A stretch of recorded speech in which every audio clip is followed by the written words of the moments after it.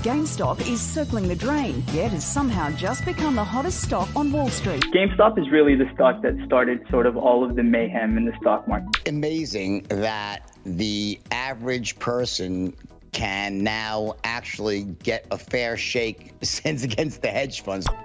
Hi, I'm Sam Tucker. And how about all this GameStop business, huh? Have you seen that their shares have gone up higher than what they charge for an Assassin's Creed Collector's Edition? What the heck is going on? Well, it's a hell of a story, and I'd like to explain it to you in a way that's mostly correct, I think. Oh, and just to make things easier, instead of saying GameStop stock, instead we'll just say copies of Cyberpunk 2077. It'll make things easier. Let's begin. There once was a fancy businessman called Massive Hedge Fund Melvin. And Melvin thinks that the price of GameStop, Cyberpunk 2077, is a little too high, considering it was all the rave, but now people can see it doesn't really run all that well. Cyberpunk. So he put his hand down his pants and pulled out a little business trick called shorts. So, how do these magical shorts work? Well, what Melvin does is he finds someone who already has some copies of Cyberpunk, like Terry here, who has 5 for some reason. And he tells Terry, "Don't worry, I just want to borrow these, and I'll give them back a little later." And Terry, being quite a nice guy, says, "All right, but don't scratch them or nothing." And Melvin says, "Don't worry, they're safe with me." And he immediately goes and sells them off, making himself some free money. And Melvin lived happily ever after. What? Oh, sorry, Terry. Yeah, he still owes Terry 5 copies. My bad. Sorry, Terry. Okay, so Melvin's made some free money. But now he's hoping very much that the price of Cyberpunk does in fact go down, so that he can buy back the 5 copies on the cheap and give them back to Terry while he keeps most of that free money that he made in the process. So, it sounds a bit like easy money, but Melvin is taking a bit of a risk, isn't he? Or is he? You see, Melvin is actually doing something quite cheeky here, because he's sold a whopping 5 discs of Cyberpunk, which is quite a lot in this example. I mean, who the heck is that much Cyberpunk? Again, sorry, Terry. Well, flooding the market with that many discs makes the game look like crap. More crap, which might motivate other people to sell their copies, and thus the price naturally starts to go down. Wow, Melvin. So, in a way, not only did he bet that the price would go down, he kind of made it go down as well. Sort of like cheating. And let me tell you, when Melvin got away with that, he thought, you know what? That's a stupid way to make money. I think I might do that again. And he does. He shorts over and over again. Until at one point, turns out that Melvin and all his other hedge fund friends have shorted more copies of Cyberpunk 2077 than there are copies available.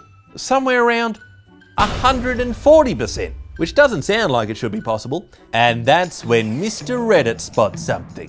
Reddit wonders, I don't know what cheat code Melvin's using here, but if he has to pay back Terry 140 copies of Cyberpunk, and there's only 100 copies to be had, well, the price is surely going to go up. And I'm gonna buy some. And so Reddit starts buying copies of Cyberpunk, ruining Melvin's party. Because when Melvin goes back to buy some copies to pay back Terry, he's like, "Oh, not many copies here. Oh, hey there, Reddit. You wouldn't mind selling us your copy of Cyberpunk, would you?" And Reddit's like, "Melvin, we appreciate the offer, but you can shove it up your ass." Because Reddit remembered when Harry and friends screwed them over in 2008, and they weren't gonna let them get away with it this time. Oh dear. So up until this point, Melvin had been shorting Cyberpunk games. But now, he was shorting his pants, because it was coming up to the time of the month when Terry was pissed when the loans were due. And he was expecting all his Cyberpunk games back. Again, I don't know why he has so many copies. I don't know what he does with them. I think he just likes to look at them. So now, Melvin was desperately buying any Cyberpunk he could get his hands on to pay back Terry. But so was Reddit, just to screw him over. And thus, the price soared and soared. A desperate, sweaty Melvin then thought, "Nah, this just won't do. I'm too old and rich to put up with this." And at that moment, almost by magic, Melvin's friend Robin Hood stepped in to save the day. And he told the Redditors that they were not allowed to buy any more Cyberpunk because it was mean to poor old market manipulating multi-billionaire hedge fund Melvin. See, Robin Hood is actually an app that allows people to buy stocks, which was what a lot of the Redditors were using to buy GameStop shares, or in our example, copies of Cyberpunk 2077. And Robin Hood froze the ability for its users to buy any new copies of Cyberpunk.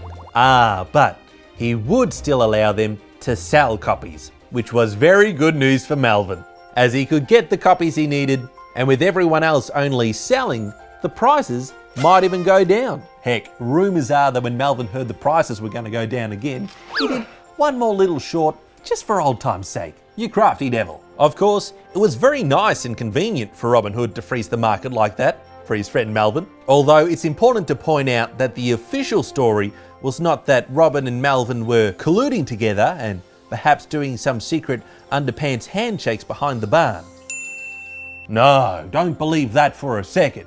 Even if Robin Hood's parent, Citadel, just happened to bail out Melvin when he heard he was having trouble with his shorts, and thus has a vested interest that Melvin doesn't go out of business or nothing. No, the official story is that Robin Hood had to stop the purchasing of new shares, copies of Cyberpunk, because he didn't have enough money in his bank to quickly do all those trades. I can only guess that all of his money was in Bill's house, and Fred's house. Hey, what the hell you doing with my money in your house, Fred? Well, whatever the reason, things were looking pretty good for Melvin now, as he could get all the copies that he wanted, except for one small problem.